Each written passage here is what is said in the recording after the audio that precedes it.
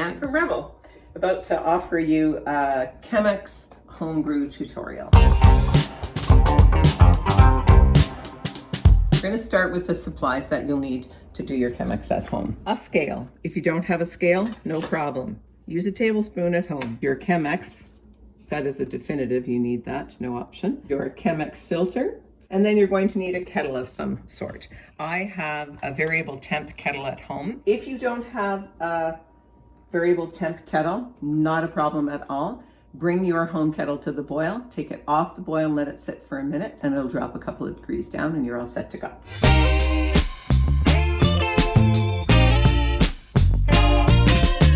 One of the keys to Chemex is coffee to water ratio. 1 gram of coffee to every 16 grams of water. We're going to do a brew today of 25 grams of coffee to 400 gram yield of water. So we're going to start with our 25 grams. If you have whole beans at home and a scale, this is great. If you don't have a scale at home, that's also okay. You're going to use 3 tablespoons of beans.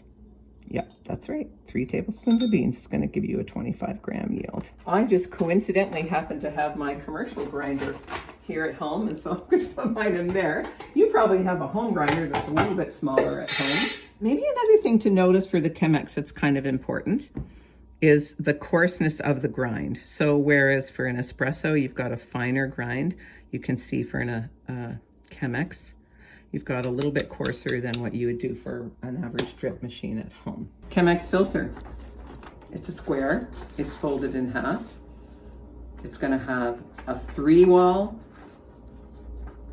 and a single wall. I have my thinner layer that I keep at the back, so 1 wall, or my 1 wall, and then I have my thicker layer, or my 3-wall at the front where my pour spout is. And I'm going to wet down this paper filter even before I put my grounds in. And I do that for 2 reasons. I do it because if there's any residual flavor on the paper, I want to get rid of it. And also, practically speaking, I'm going to warm up my vessel. You didn't have a home grinder, that's not a problem. Your 3 tablespoons of beans, when it's ground, if you've brought it ground home from your barista at the shop, is 4 tablespoons. So 4 tablespoons is going to equal 25 grams. I'm going to give this a little shake because I want to make sure my bed is nice and even, my bed of coffee grounds, so that when I pour, I'm going to get a nice even extraction. And now I'm going to set my timer going and I'm going to start to pour. I'm going to do 3 separate pours. My first pour is going to be up to 50 grams because all I want to do in this first pour is start to release all the gases that get trapped inside the coffee when it's roasted. So all these gases are going out, don't want them in my flavor. And the other thing that a bloom time allows you to do, bloom is the coffee term for that first pour and releasing gases.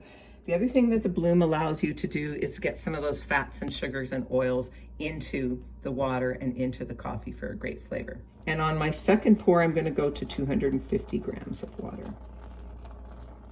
So here's another thing I want to share with you that's really important about the Chemex and why I in particular love having a gooseneck kettle, which is what this type of kettle is that you can really control your flow rate. So I'm not pouring too quickly. And I'm also, if you've been watching, pouring in concentric circles from the center out to the wall and back in again. Why do I do that? I pour in the concentric circles because it helps with that even extraction that I was talking about. If I pour only in one spot or if I pour up the side wall, I've stopped at 250 grams.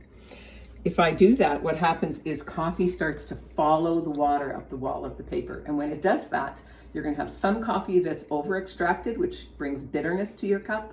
And you're going to have some coffee that's under extracted, which brings sourness to your cup. And what we're looking for is trying to highlight what are the unique flavor profiles, particular to whatever varietal you happen to be brewing at the time. So at 2 minutes and 30 seconds, you can see that flow through has finished and the bed is now, I can see my bed and I don't see water.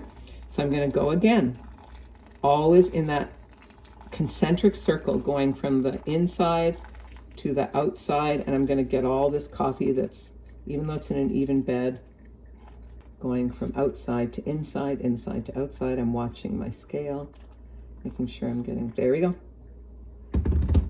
I did go 3 grams over in water. I'm not going to sweat that because coffee is science and it's also art, and I'm having fun and I want you to have fun too.